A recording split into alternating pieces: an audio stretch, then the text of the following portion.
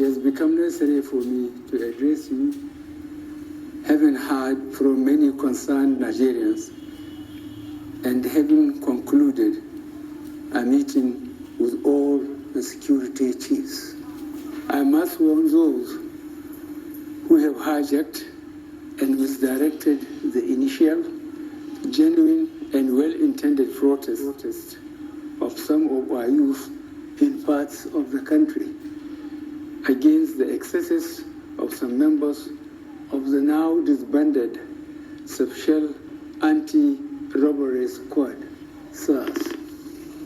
On Monday, 12th October, I acknowledge the genuine concerns and agitations of members of the public regarding the excessive use of force by some members of SARS.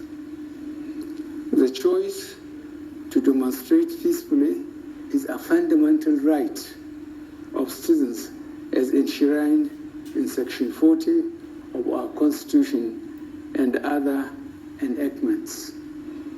But this right to protest also imposes on the demonstrators the responsibility to respect the rights of other citizens and the necessity to operate within the law.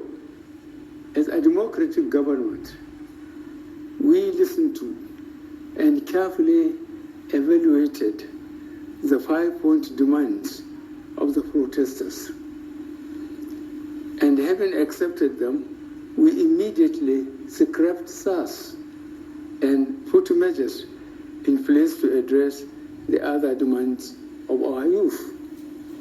On approving the termination of SARS, I already made it clear that it was in line with our commitment to the implementation of extensive police reforms.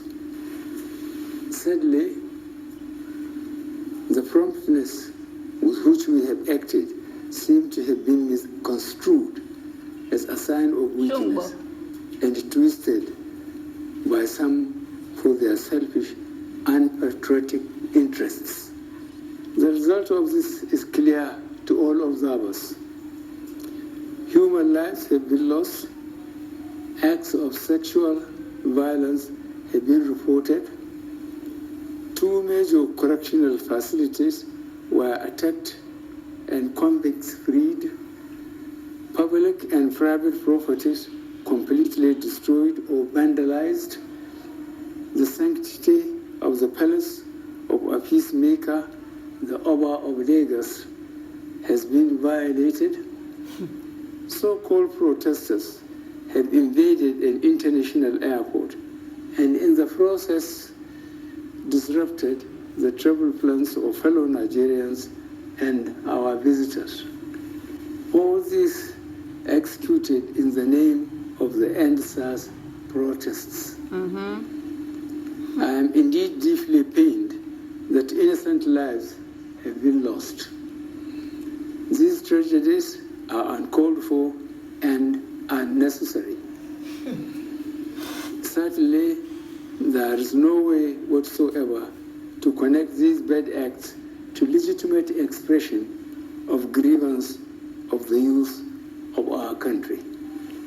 The spreading of deliberate falsehood and misinformation through the social media in particular, that this government is oblivious to the pains and plight of the citizens is a ploy to mislead the unwary within and outside Nigeria into unfair judgment and disruptive behavior. On the contrary, both our deeds and words have shown how committed this administration has been to the well-being and welfare of citizens, even with the steadily dwindling revenues and the added responsibilities and restrictions due to the coronavirus pandemic. Government has put in place measures and initiatives principally targeted at youth, women, and the most vulnerable groups in our society. These included our broad plan to lift 100 million Nigerians out of poverty in the next 10 years. The creation of 75 billion Naira National Youth Investment Fund to provide opportunities for the youth and the micro, small, and medium enterprises survival fund, through which government is A, paying 3 months' salaries of the staff of the 100,000 micro, small, and medium enterprises. B, paying for the registration of 250,000 businesses at the Corporate Affairs Commission. C, giving a grant of 30,000 Naira to 100,000 artisans. And D, guaranteeing market for the products of traders.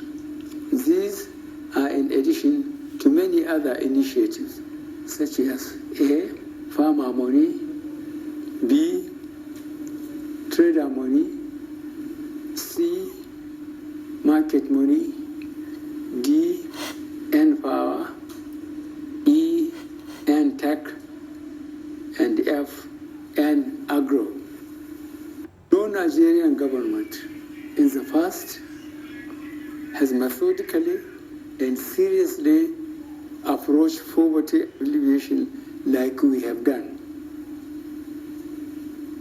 With regards to the welfare of police personnel, the National Salaries, Income and Wages Commission has been directed to expedite action on the finalization of the new salary structure of the members of the police force.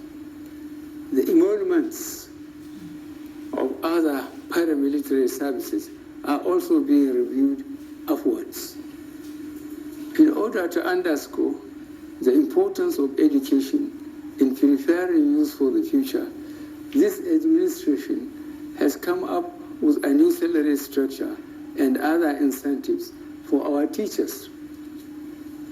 Let me at this point reaffirm the federal government's commitment to preserving the unity of this country. We will continue to improve good governance and our democratic process, including through sustained engagement. We shall continue to ensure that liberty and freedom, as well as the fundamental rights of all students, are protected. But remember that government also has the obligation to protect lives and properties, as well as the right of students to go about their daily businesses freely and protected from acts of violence.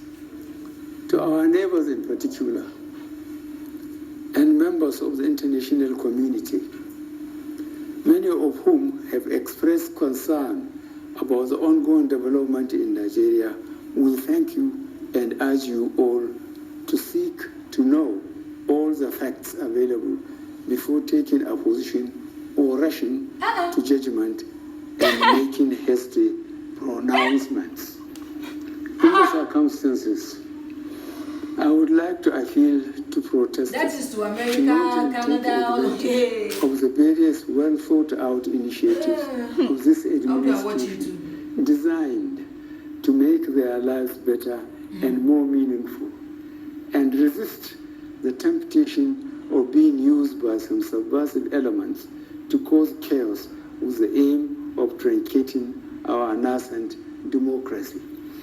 For you to do otherwise will amount to undermining national security and the law and order situation. Under no circumstances will this be tolerated.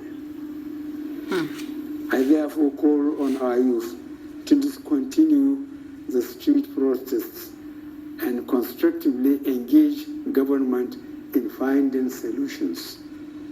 Your voice has been heard, loud and clear, and we are responding. And I call on all Nigerians to go about their normal businesses and to enjoin security agencies to protect lives and properties of all law-abiding citizens without doing harm to those they are meant to protect. Let me pay tribute to officers of the Nigeria Police Force who have tragically lost their lives in the line of duty. I would like to thank those state governors, traditional and religious leaders who have appealed for calm and restraint. I also thank youth leaders who have restrained their followers from taking the law into their hands. This government respects and will continue to respect all the democratic rights and civil liberties of the people. This video we are watching it will not allow anybody edited everything. to Picture, disrupt sound, the peace of our nation. Now when you look at that, God they don't even pick up the shot from where his position was from the last one. On the medium shot, he's probably looking into the book, and when they cut him,